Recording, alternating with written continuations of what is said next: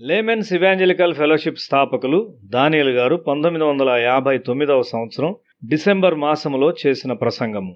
వాక్య పఠన భాగము లూకా సువార్త మొదటి అధ్యాయము 42 నుండి 45 వరకు మరియు 52వ వచనము.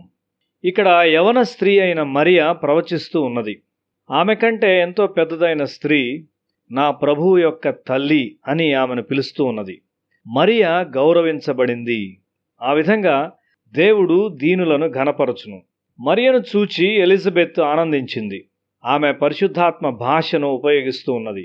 పరిశుద్ధాత్మ అభిషేకము ద్వారా ఆమె చాలా విషయాలు అర్థం చేసుకున్నది. మరియ ఎలిజబెత్లు సమీప బంధువులు. ఈ కుటుంబాలు చాలా దగ్గర బంధుత్వం కలిగి ఆత్మీయంగా కూడా ఉన్నతమైన స్థాయిలో ఉన్నాయి. మనము ఒక ఇసుక కుప్పను చేసినట్లయితే ఆ కుప్ప ఒక కోణాకారముగా ఉండి క్రింది భాగం వెడల్పుగాను పైభాగము సన్నగాను ఉండును. యూదులు దేవుని నుండి వాగ్దానాలు పొందుకున్నారు. అయితే ఈ కొద్ది కుటుంబాలు ఆత్మీయంగా ఎంతో వృద్ధి చెందినవై ఆ వాగ్దానాలను స్వంతం చేసుకున్నాయి. వారు విశ్వాసములో మరియు దేవునితో సన్నిహిత సంబంధం కలిగి ఉండటంలో ఉన్నత స్థాయిలో ఉన్నారు. వారు పరలోకము చేరేవారుగా కనిపించారు. తల్లిదండ్రులు ఆత్మీయులైతే కొంతమంది పిల్లలు వారి జీవితాల్లో వారి తల్లిదండ్రుల కంటే ఎక్కువ ఆత్మీయ స్థాయిని చేరవచ్చు.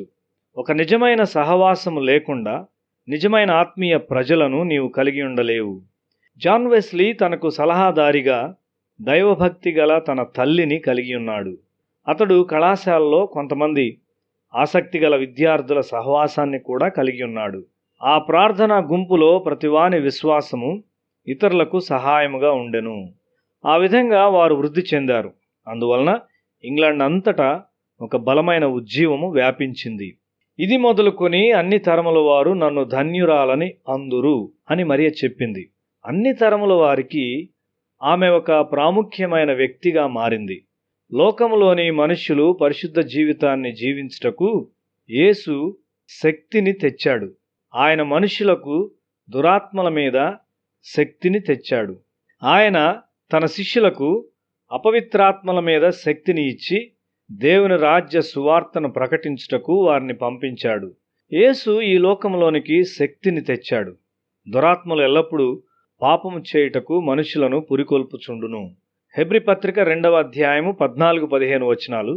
కాబట్టి ఆ పిల్లలు రక్తమాంసములు గలవారైనందున ఆ ప్రకారమే మరణం యొక్క బలము గలవానిని అనగా అపవాదిని మరణము ద్వారా నశింపజేయుటకును జీవితకాలమంతయు మరణ భయము చేత దాస్యమునకు లోబడిన వారిని విడిపించుటకును ఆయన కూడా రక్తమాంసములలో పాలివాడాయను.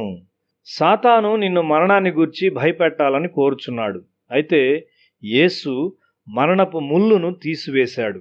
యేసు మరణంపై శక్తి కలిగి ఉన్నాడు. అయితే శక్తి ప్రమాదకరమని నీవు జ్ఞాపకం ఉంచుకొనవలసి ఉన్నావు. శీలము లేకుండా శక్తి కలిగి ఉండుట ఎంతో ప్రమాదకరము. శక్తిని గూర్చి ఆలోచించవద్దు. యేసు నీకు ఒక నూతన స్వభావం నిచ్చుటకు వచ్చాడు. నీవు దేవుని వాక్యమునకు అవిధేయుడైనప్పుడు ఆ శక్తిని దుర్వినియోగపరచుటకు సాతాను నిన్ను అనేక విధాలుగా శోధిస్తాడు. దేవుని వాక్యమునకు విధేయుడైనప్పుడు మాత్రమే నీవు సరి అయిన నడిపింపును పొందుకుంటావు. మనలను సర్వసత్యంలోనికి నడుపు పరిశుద్ధాత్మను దేవుడు మనకు వాగ్దానంగా చేయుచున్నాడు. మరియలో మనము దైవిక స్వభావాన్ని చూస్తాము. ఒక యవన స్త్రీగా ఆమె దైవిక స్వభావాన్ని పొందుకున్నది. ఆమె ఎటువంటి సవాల్ను మనకు విసురుచున్నది? యోసేపు, మరియా, జకరియా, ఎలిజబెత్, బాప్తిస్మమిచ్చు యోహాను మరియు యేసును గూర్చి ఆలోచించుటకు మనము ఎంత ధన్యులము.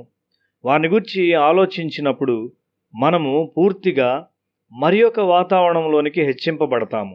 యేసు మనకు ఒక నూతన స్వభావాన్ని తెచ్చాడు. నీ తలంపులు పరలోకమును చేరి దేవుని హృదయమును ఆనందింపజేయగలవు. యేసు తన శిష్యులకు ఒక నూతన స్వభావమునిచ్చుట ద్వారా వారిని మనుషులను పట్టు జాలరులుగా చేశాడు. దేవుని స్వభావమును నేర్చుకొనుటలో నీవు లోతుకు వెళ్లే కొలది నీ ప్రార్థన ఎంతో ఎక్కువ శక్తివంతముగా ఉండును. భూమి ఆకాశములకు దేవుడైన వానిని నీకు తెలియజేయుటకు క్రీస్తు వచ్చాడు.